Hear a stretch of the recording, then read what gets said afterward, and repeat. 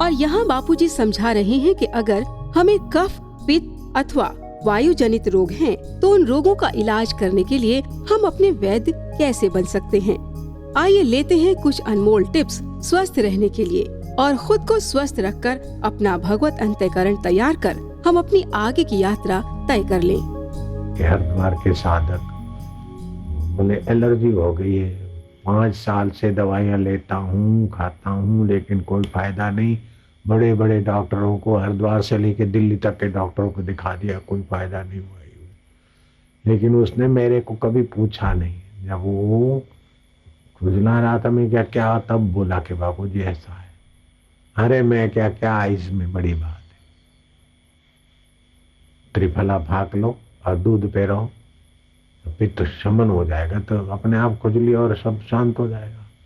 दूसरे दिन हमने पूछा क्या हाल है, बोले बड़ा आराम है।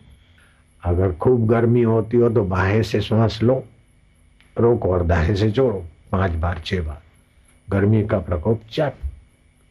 ये पित्त होता है, खुजलाहट होती है, तभी भी आराम करेगा। जीभ ऊपर करके घूंट भर के सांस भी हो 3 बार।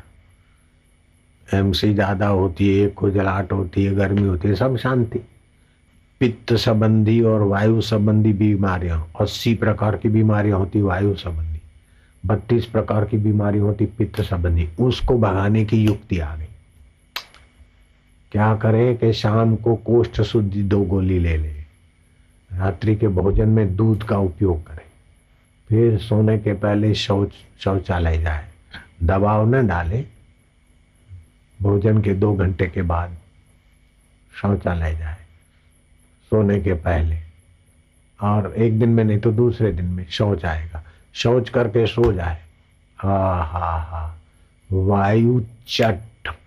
80 प्रकार की बीमारी वायु संबंधी होती है। घुटनों का दर्द, फलाना दर्द, ये वो कंपन, उसमें आ रहा।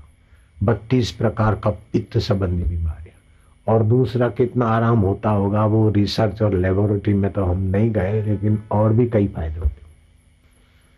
नारायण तो जिसको बीमारी है इसका फायदा उठाए, अथवा शरीर मोटा है इसका फायदा उठाए। रात को देर से भोजन न करे और प्राणायाम 10-12 रोज करे अच्छी तरह से। और वो जो मंत्र दीक्षा के समय बताते ना, गर्दन दबोच के प्राणायाम करने के 20 से 25 श्वास, इससे बुद्धि शक्ति बढ़ेगी। और गर्दन आगे दबोच के करेंगे तो इससे भी।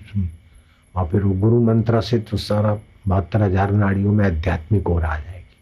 प्राणायाम पाप को, रोगों को मिटाने में, प्राणायाम में भगवान नाम होना चाहिए, गुरु मंत्र होना चाहिए, नहीं तो खाली रोग मिटाएगा थोड़ा बहुत। और फिर अति प्राणायाम करा, एक दिन ज्यादा किया, दूसरे दिन कम किया, तो फिर आगे चल के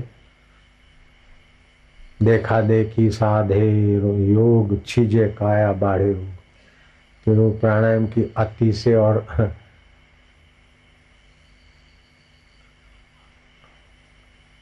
अति से और अति कम और अति ज्यादा से, या जो संसार व्यवहार करते हैं, प्राणायाम में ब्रह्मचर्य रखे तब भी विशेष फायदा होगा।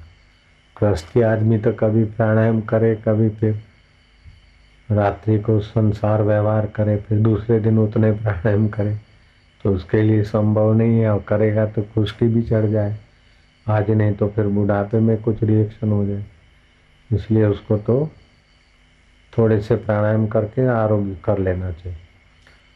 तो बहुत सारी बीमारियां तो पित्त और वायु से ही होती है। हार्ट अटैक भी पित्त और वात से ही होता है।